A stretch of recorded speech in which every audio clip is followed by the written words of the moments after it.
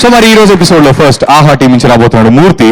నమ్మక తప్పని నిజం ఒకటి తెలపడానికి వస్తున్నాడు. సో లెట్స్ వెల్కమ్ మూర్తి. నమ్మక తప్పని నిజమైనా నువ్వికరావని చెబుతున్నా ఎందుకు వినదో నామది ఇప్పుడైనా. పెళ్ళిక కాదని అంటున్నా పెళ్ళాం రాదని తెలుసున్నా ఆ ఆశే చావదో ఎందుకు ఇప్పుడైనా. ఎవ్వరు ఎదురుగా కనబడినా పెళ్ళామనుకుని పొరబడినా కన్నులు తినకే రోజే గడిచేనా. పెళ్లి చూపులెప్పుడైనా నా మొహము చూడరు కరైనా వచ్చిన దారిన పోయారటు పైన. పెళ్లి చూపులెప్పుడైనా పెళ్ళే లేకుండా ఉన్నా దానికోసమై కలలేనే కన్నా. పెళ్ళిక కాదని అంటున్నా పెళ్ళాం రాదని తెలుసున్నా ఆ ఆశే చావదు ఎందుకో ఇప్పుడైనా.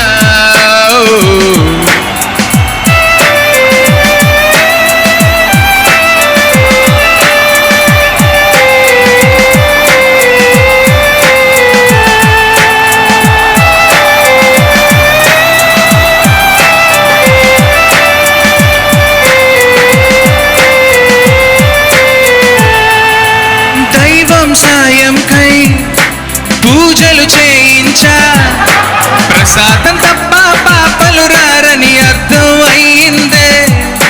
దెయ్యం సాయం కై చేతబడులే చేయించా ప్రేతాత్మ తప్ప పెళ్ళాం రాదని అర్థం అవుతోంది.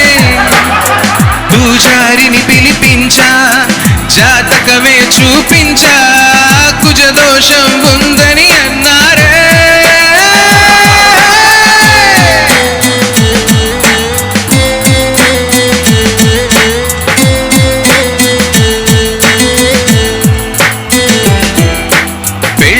కాదని అంటున్నా పెళ్ళాం రాదని తెలుసున్నా ఆ ఆశే చావదు ఎందుకు ఇప్పుడైనా.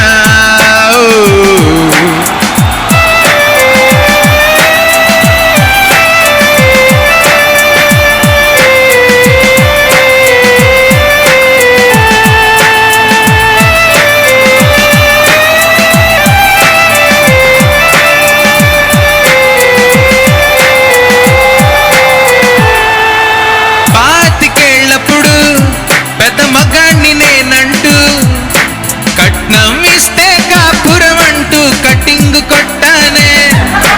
40 ఏళ్ళిప్పుడు బాబాయ్ వయసిప్పుడు హనీమూన్కే హామీ లేక చేతులెత్తానే. మహిళా సంఘాలొచ్చి ముదరోడికి పెళ్ళేంటంటూ కేసెట్టి లోపల నెట్టాయే.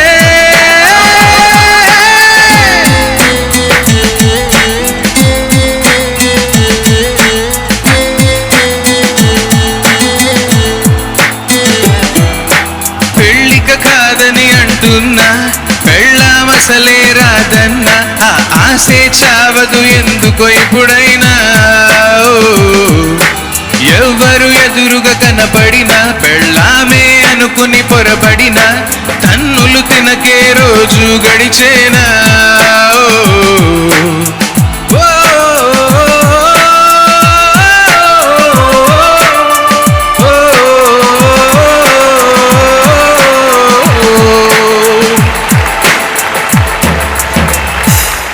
సార్ ఇది అంటే పొరుగింటి పుల్ల కూర రుచి అని.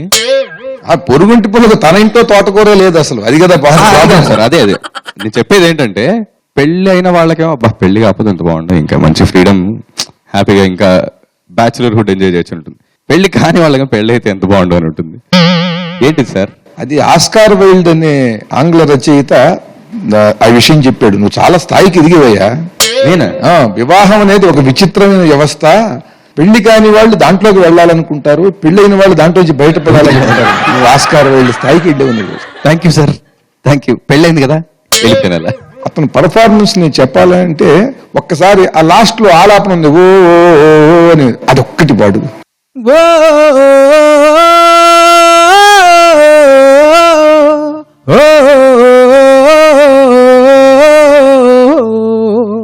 అడవిలో పెద్ద చెట్టు పైకి ఆడతోడు లేని ఎలుగుబంటి ఎక్కి కేక పెట్టినట్టుగా ఉంది.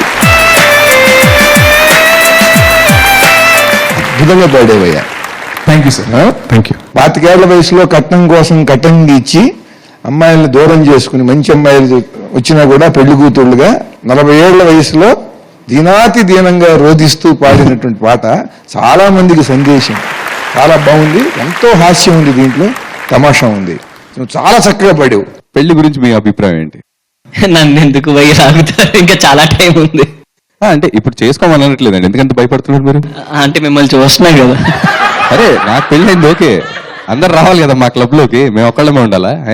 ఆయనకి ఈ పాటతో ఎక్కడికి వెళ్ళినా సరే పెళ్లి చూపులు, నెక్స్ట్ టైం వచ్చే పెళ్లి చూపులతో హ్యాపీగా పెళ్లి అయిపోతుంది. Thank you sir, thank you. Performance అయితే లైక్ నిజం సాంగ్ పాడితే చాలా బాగా పాడారేమో అనిపించింది, బట్ ఈ సాంగ్ లో మీ బాధ ఎక్కువ కనిపిస్తుంది. ఫీల్ అయి పాడినట్టున్నారు పెళ్ళి అవ్వట్లేదని. ప్యారడీ లిరిక్స్ కదా. అండ్ లిరిక్స్ ఆర్ ఆసమ్, అసలు చాలా బాగా రాశారు లిరిక్స్ రాసిన వాళ్ళు. And your talent is nice, I like the humming and all. So తొందరగా మీకు పెళ్లి అవ్వాలని కోరుకుంటున్నాను. Thank you. వయసులో ఉన్నప్పుడు కుర్రాళ్ళు చాలా టైం ఉంది అనుకుంటున్నారు, వయసు అయిపోయిన తర్వాత అమ్మాయిలు చాలా వయసు అయిపోయింది అనుకుంటున్నారు.